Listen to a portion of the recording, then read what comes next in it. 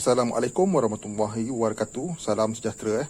Ini berkenaan dengan rentetan kejadian keracunan gas monoksida apabila kereta berhenti namun enjin hidup dan aircon hidup.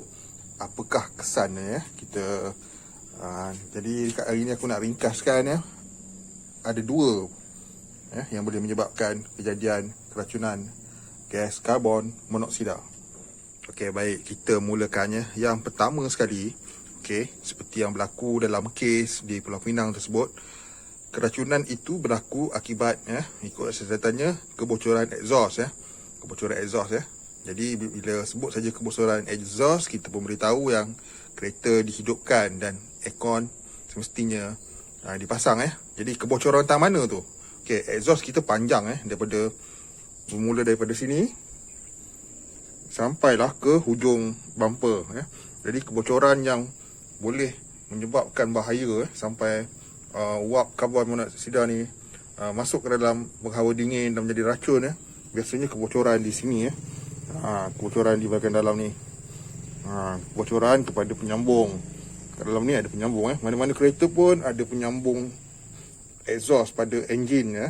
Jadi kebocoran pada bawah ni akan mengeluarkan wap asap exhaust lah. Dan asap exhaust tu dalam keadaan bonet yang tertutup, ruangan sini akan penuh dengan wap karbon monoksida. Jadi apabila kereta tidak bergerak, tak ada aliran udara yang menolak gas tersebut, maka gas tersebut akan berkumpul di bahagian enjin lah. Lantas akan disedut oleh penghawa dingin. Bila kereta berhenti, penghawa dingin berjalan, udara akan disedut. Tapi namun bila kereta tu tidak bergerak, udara akan disedut melalui saluran enjin dan semua yang ada dalam bahagian enjin ni akan disedut ke dalam aircon. Itu punca yang pertama yang boleh menyebabkan keracunan gas monoksida ni, iaitu gas exhaust lah. Kita boleh ringkaskan sebagai gas daripada corong. Penyebab kedua yang boleh menyebabkan terjadinya banyak kes yang sebelum-sebelum ni, mangsa maut dalam kancil, di dalam Myvi, di dalam Exora dan sebagainya. Kes tersebut berlaku kerana apa? Kereta tidak berhenti di R&R, tidur pasang aircon, enjin hidup. Itu lain pula cerita dia. Tak semestinya karbon monoksida tu datang daripada kebocoran exhaust. Ada juga aircon akan jadi beracun, toksik apabila kompresornya tidak menjalankan kerja dia dengan betul. Rotation tu maksudnya apabila pasang aircon, kereta tak bergerak dalam masa yang lama melebihi 1 jam ke atas, kompresor tersebut mula mengeluarkan gas, gas yang tak sepatutnya keluar, iaitu gas karbon monoksida. Gas tersebut keluar diakibatkan oleh pusingan penghawa dingin. Penghawa dingin ada satu sistem, dia punya panggil apa, diagram dia tu, daripada dia ada cooling coil dia dan semacamnya. Jadi kalau proses tu tak berlaku dengan sempurna, maka udara yang terhasil daripada proses penyejuk tu akan menjadi udara yang beracun. Itu yang kita tak sedar sebenarnya. Yang banyak kejadian-kejadian yang berlaku sebelum ni kerana pasang aircon tapi kereta tak bergerak, enjin hidup, tidur sampai sejam 2 jam, akan menjadi satu keracunan. Itu memang kita kena jaga-jaga. Untuk makluman korang, sebenarnya bila kita pasang saja aircon kenderaan kita, kita akan rasa sejuk, right? Memang sejuk. Tapi kalau untuk jangka masa yang lama, kita akan berasa macam mana nak cakap, kita akan rasa pening. Contoh aku dulu perjalanan jauh, daripada Perak pergi ke Melaka, Perak pergi ke Perlis.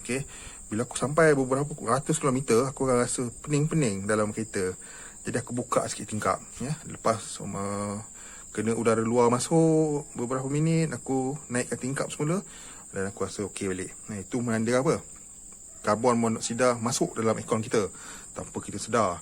Dan yang kita pasti kita akan rasa pening-pening lawyer sikit tiba-tiba. Itu kesan awal dia.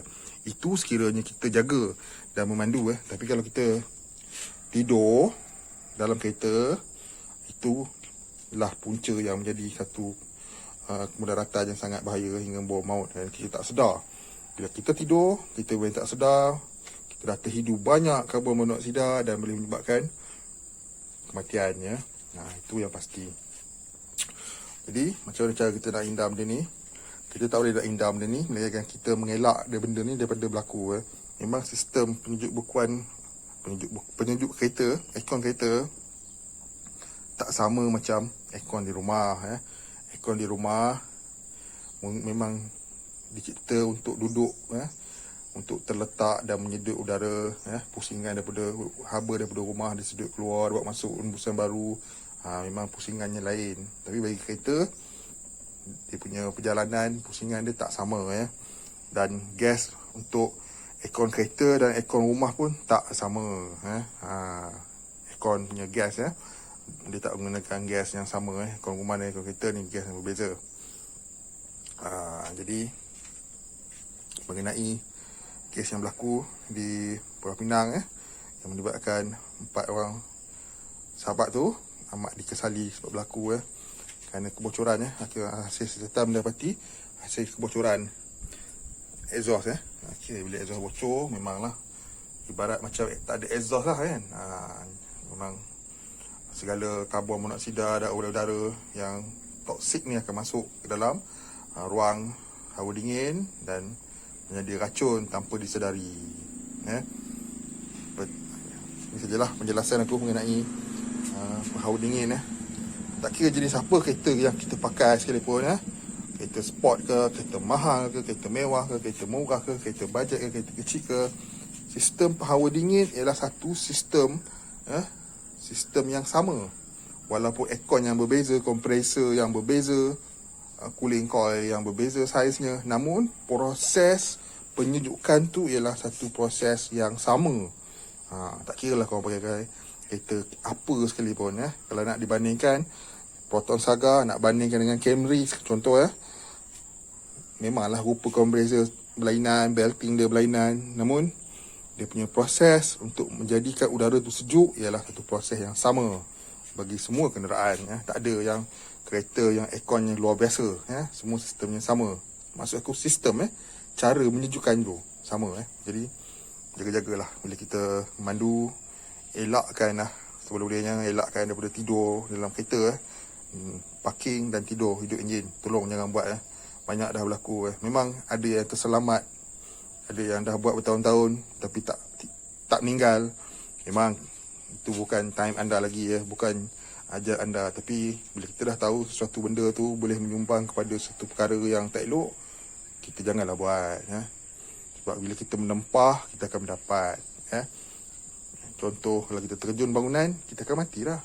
Kita dah tahu bangunan tu tinggi, kenapa kita perlu terjun? Tentu kita akan mati. Contoh, Jadi itu saja cara yang terbaik untuk kita buat, Kalau nak tidur di mana-mana, RNR, highway, penat sangat, long distance drive, berhentilah, matikan enjin, tutup aircon semua, bukalah tingkap dalam 2 inci ataupun 3 inci. Lepas tu lock dari dalam, tidurlah, insya-Allah korang akan selamat di tempat yang terang. Jadi sajalah penjelasan aku mengenai berhawa dingin kenderaan dan bagaimana dia boleh membahayakan kita. Sekian dulu daripada aku. Assalamualaikum warahmatullahi wabarakatuh. Bye bye.